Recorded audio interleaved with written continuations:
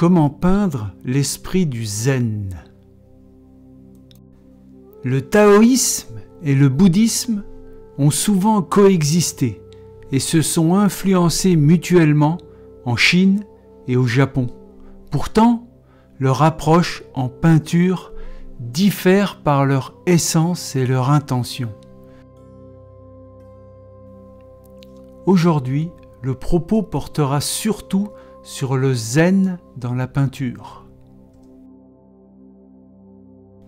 Si la peinture taoïste cherche à exprimer l'harmonie de l'homme avec la nature, suivant le concept du non-agir, elle privilégie les paysages brumeux, fluides, où l'être humain est souvent minuscule par rapport à l'immensité de la nature, symbolisant la modestie de l'homme face au Tao.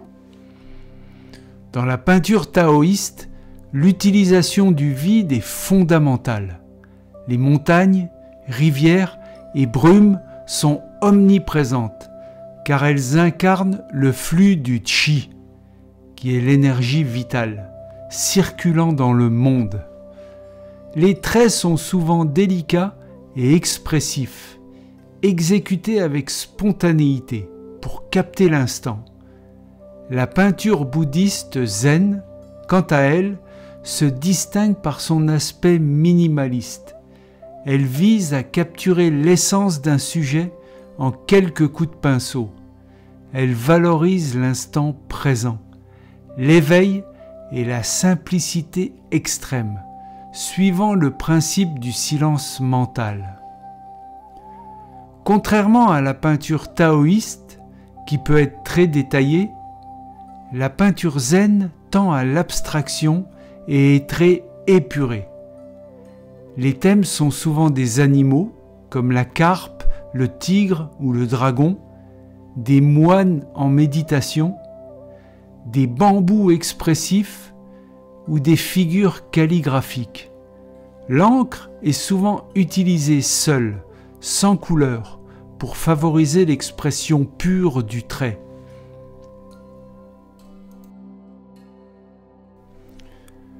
Tout d'abord, le bouddhisme, c'est quoi? C'est l'un des trois piliers de la pensée chinoise, avec le confucianisme et le taoïsme. Le zen est une école du bouddhisme qui s'est développée en Chine sous le nom de Chan, avant de s'épanouir pleinement au Japon, où il est devenu zen.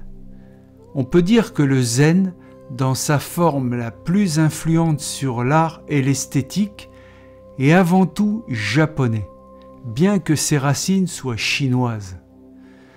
Dans la peinture influencée par la philosophie bouddhiste, on retrouve des éléments précis. Ces éléments doivent vraiment être présents pour refléter globalement cette philosophie particulière. Un moine en méditation sous un arbre, comme le Bouddha sous un figuier, est une peinture zen. Un maître zen marchant d'un pas léger sur un pont le serait tout autant. Or, un ermite dans une grotte ou sur un sentier de montagne, absorbé par l'horizon, serait plus taoïste que bouddhiste. L'ambiance d'une peinture zen serait plus épurée, telle que un simple rocher, un arbre tordu, un moine en robe face au vide, avec un espace négatif fort qui invite à la méditation. Or, une ambiance avec une atmosphère plus vaste, plus détaillée, avec des montagnes et une grande perspective qui s'étire vers l'infini, serait plus taoïste que bouddhiste zen. Le taoïsme recherche l'harmonie avec la nature. Le bouddhisme zen recherche plutôt la simplicité absolue, la spontanéité du geste, la méditation et le détachement.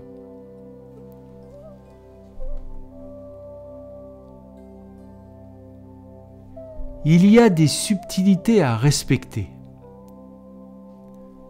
Quant au code couleur blanc, noir et rouge, on le retrouve dans la peinture asiatique.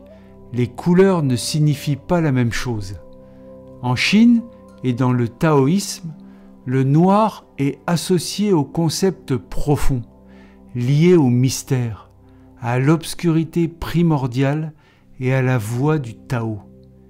Il est la couleur du yin, symbole du calme, de la profondeur et du potentiel invisible. Dans la peinture taoïste, le noir représente souvent l'essence des choses, capturée en un trait fluide et spontané. Au Japon et dans le bouddhisme zen, le noir est central dans la calligraphie et la peinture zen. Il exprime la simplicité et l'immédiateté du geste. Le noir seul peut suffire à représenter un paysage, une figure ou une pensée, réduisant la forme à son expression la plus essentielle. Dans le bouddhisme, le noir est parfois vu comme la couleur de l'illusion, mais aussi celle de la concentration et du détachement.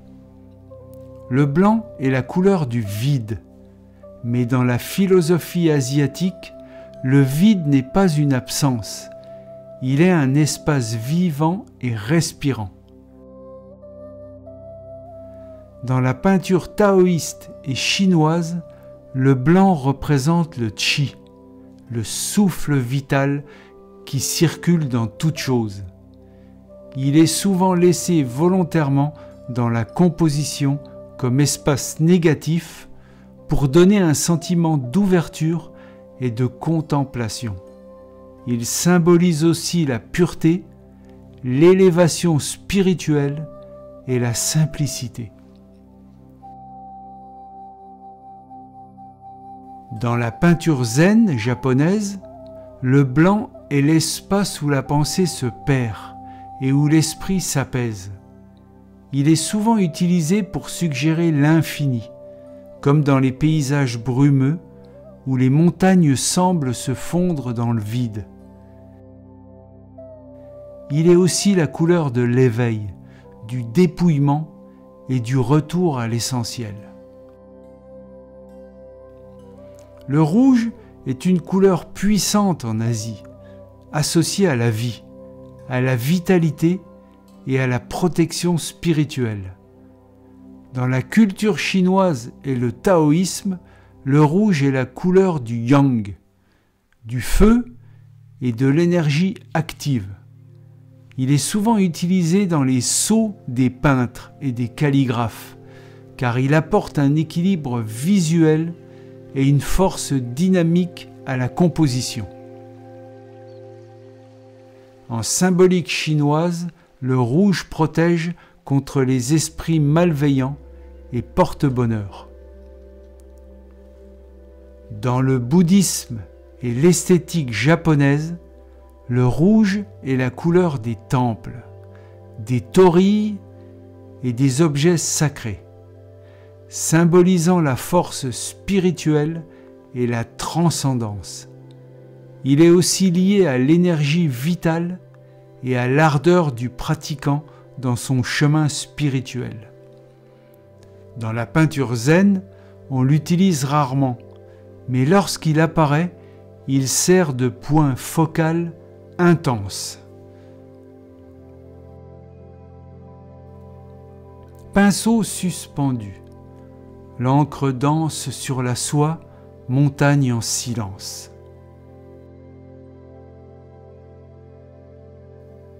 Quand on aborde la peinture asiatique, il faut aborder aussi la philosophie qui vient avec, pour comprendre que la peinture est un geste profond au-delà de la spontanéité du trait.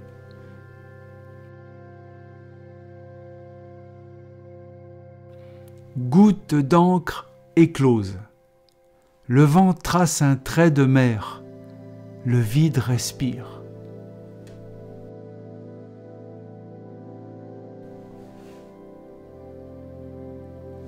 On entre dans un univers avec une toute autre idée du vide et du plein en peinture, où le geste spontané est lié à une philosophie de vie, où l'harmonie avec l'impermanence est un concept fondamental.